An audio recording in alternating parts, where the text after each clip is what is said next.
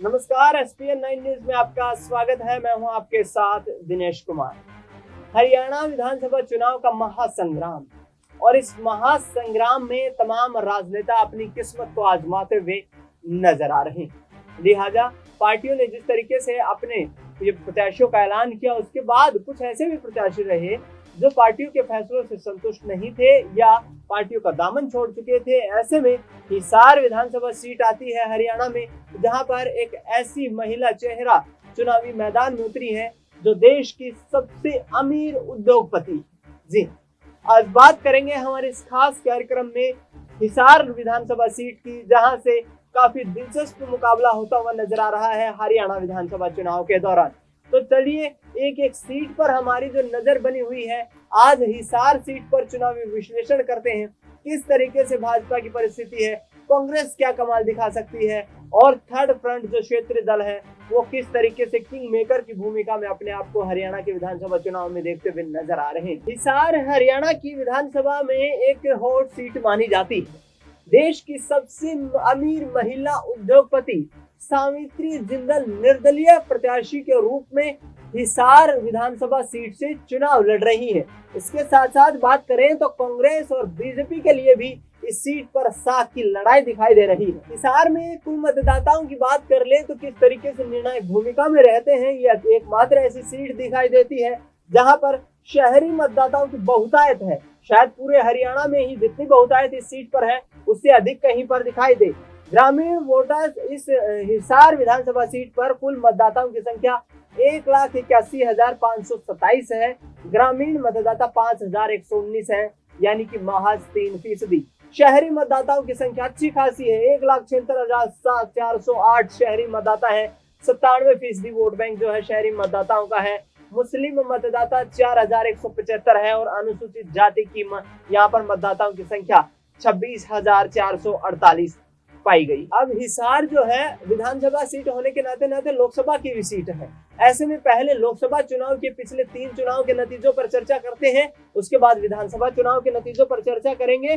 पिछले 3 लोकसभा चुनाव के नतीजों में 2014 में दुष्यंत चौटाला को आईएनएलडी से जीत मिली। आईएनएलडी से जीत दर्ज करके दुष्यंत भारत की संसद में पहुंचने वाले सबसे युवा सांसद बने। इसके साथ साथ 2019 में ब्रिजेंद्र सिंह बीजेपी से जीतने में कामयाब रहे, उन्होंने दुष्यंत चौटाला को पटखनी दे दी। और 2024 में कांग्रेस के जयप्रकाश जीतने में कामयाब रहे। ऐसे में पिछले 10 साल से हिसार लोकसभा सीट जो है उस पर 3 पार्टियों का सियासी दबदबा रहा है, जिसमें आईएनएलडी, कांग्रेस और बीजेपी शामिल है। अब लोकसभा चुनाव के नतीजों का हमने विश्लेषण किया। पिछले 6 विधानसभा चुनाव के नतीजे क्या कहते हैं और उनकी बिना पर कौन पार्टी यहाँ पर भारी पड़ती हुई नजर आ रही है। तो 3 बार के यहाँ पर बीजेपी को जीत मिली है। इस हिसार विधानसभा सीट से बीजेपी ने 3 बार यहाँ पर जीत दर्ज की है। 2 बार हरियाणा जनहित कांग्रेस भजनलाल ने बाजी मारी है, क्योंकि चौधरी भजनलाल कांग्रेस पार्टी से अलग होकर के अपनी पार्टी बनाने का उन्होंने फैसला कर लिया था और उसके बाद 2 बार लगातार उनकी पार्टी को जीत मिली। 1 बार कांग्रेस पार्टी ने इस सीट पर पिछले 6 विधानसभा चुनाव में जीत हासिल की है। यानी कि हिसार जो है वो चौधरी भजनलाल का गढ़ माना जाता है। हिसार विधानसभा सीट पर अब बीजेपी, कांग्रेस, आईएनएलडी, जेजेपी तमाम यहाँ पर जो पार्टियां हैं ये दाव ठोकती हुई नजर आ रही हैं। चौधरी भजनलाल परिवार के साथ साथ हिसार विधानसभा सीट पर जिंदल परिवार के लिए भी साख की लड़ाई है।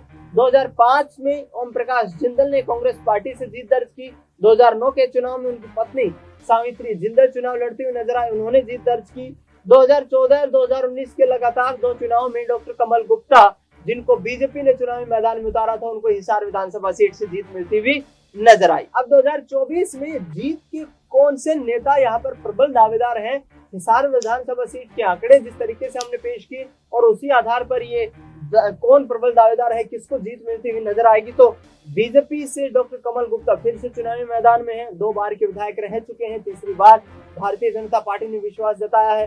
कांग्रेस पार्टी ने रामनिवास राणा को चुनावी मैदान में उतारा है, कुमारी शैलजा के काफी करीबी माने जाते हैं। 2019 के विधानसभा चुनाव में दूसरे स्थान पर रहे थे और निर्दलीय प्रत्याशी सावित्री जिंदल निर्दलीय के रूप में चुनावी ताल ठोकती हुई नजर आ रही हैं, काफी मजबूत सियासी पकड़ रखती हैं और 2009 में हिसार विधानसभा सीट से विधायक बनने में भी कामयाबी हासिल की थी। अब ऐसे में हमने विधानसभा चुनाव को लेकर के तमाम आंकड़े हिसार विधानसभा सीट के आपके सामने पेश किए हैं और लोकसभा चुनाव के नतीजों के आधार पर देखा जाए तो हिसार लोकसभा सीट से जयप्रकाश जेपी जो कि कांग्रेस पार्टी के उम्मीदवार थे, उनको जीत नसीब हुई। जिस तरीके से कांग्रेस पार्टी चुनावी मैदान में तैयारियों के साथ उतरती हुई नजर आ रही है, आसपास की जो सीटें हैं उन पर भी कांग्रेस पार्टी अपना मजबूत सियासी आधार बनाने का प्रयास कर रही है। लिहाजा 2024 में हरियाणा में हिसार विधानसभा सीट निर्दलीय प्रत्याशी के रूप में सावित्री जिंदल के नामांकन भर देने के बाद जबरदस्त यहाँ पर लड़ाई देखने को मिल रही है, हॉट सीट बन चुकी है। और हरियाणा में जिस तरीके का माहौल इस वक्त देखने को मिल रहा है वो भी वाकई दिलचस्प है। यानी कि आने वाले वक्त की राजनीति को साधने के लिए तमाम पार्टियां यहाँ पर दांव ठोकती हुई नजर आ रही है। सावित्री जिंदल पर थोड़ी चर्चा यहाँ पर कर लेना आवश्यक है क्योंकि देश की सबसे अमीर महिला उद्योगपति हैं।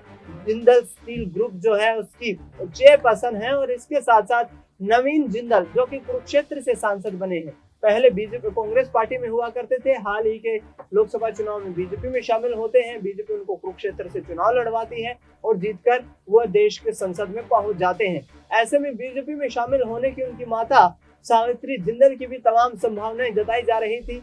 सावित्री जिंदल ने राजनीति में पैर उनके पति ओम प्रकाश जिंदल के निधन के बाद रखा, जब एक हेलीकॉप्टर क्रैश में उनकी मौत हो गई थी। तो ऐसे में तमाम जो रणनीतियां बनती हुई नजर आ रही है, तमाम जो कोशिशें की जा रही हैं वो वाकई दिलचस्प है। हिसार विधानसभा सीट हॉट सीट बनी हुई है और यहाँ पर कांग्रेस पार्टी आसपास की तमाम सीटों पर कहीं ना कहीं दबाव बना करके यहाँ पर हिसार में भी परचम लहराना चाहती है, क्योंकि डॉक्टर कमल गुप्ता लगातार तीसरी बार चुनावी मैदान में उतर रहे हैं और बीजेपी की कोशिशें ये हैं कि यहाँ पर कहीं ना कहीं तीसरी बार जो शहरी मतदाता हैं उनको आधार बना करके जीत दर्ज की जाए, क्योंकि 97% शहरी मतदाता हैं हिसार विधानसभा सीट पर और 97% शहरी मतदाताओं का होने का मतलब सीधा ये है कि व्यापारी वर्ग एक बड़े झुकाव की ओर यहाँ से जा सकता है। हालांकि जो तीनों उम्मीदवार चुनावी मैदान में हैं बड़ी पार्टियों से, वो तीनों उम्मीदवार ही यहाँ पर शहर से संबंध रखते हैं,